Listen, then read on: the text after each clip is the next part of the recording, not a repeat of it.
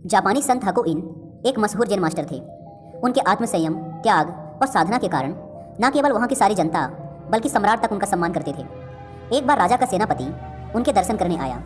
दर्शन करने के पश्चात उसने संत से एक विचित्र प्रश्न किया। उसने पूछा, महाराज, यह बताइए कि क्या स्वर्ग और नरक का अस्तित्व वास्तव में है या वह केवल कल्पना मात्र और लोगों को डराने का ही एक साधन है। मास्टर हाकुइन पहले तो एकटक उसकी ओर देखते रहे। फिर उन्होंने उससे पूछा, अच्छा, पहले यह बताओ कि तुम काम क्या करते हो। सेनापति ने गर्व भरे स्वर में उत्तर दिया, मैं एक सेनापति हूँ। संत हाकुइन ने शांत स्वर में कहा, क्या कहा? तुम एक सेनापति हो? पर शक्ल से तो तुम किसी भिखारी जैसे लगते हो। जिसने भी तुम्हें सेनापति बनाया है वह अव्वल दर्जे का बेवकूफ़ मालूम पड़ता है। यह सुनते ही उस सेनापति की त्योरी चढ़ गई।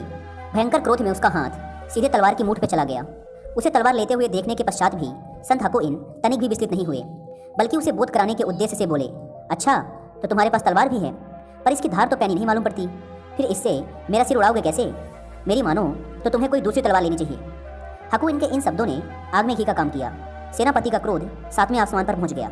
उसने झट से तलवार मयान से बाहर निकाल ली। तभी संत प्रेम से बोले, लो, अब नरक के द्वार खुल गए। उनकी वाणी की अपूर्व तेज और निर्भीकता को देखकर वह नतमस्तक हो गया।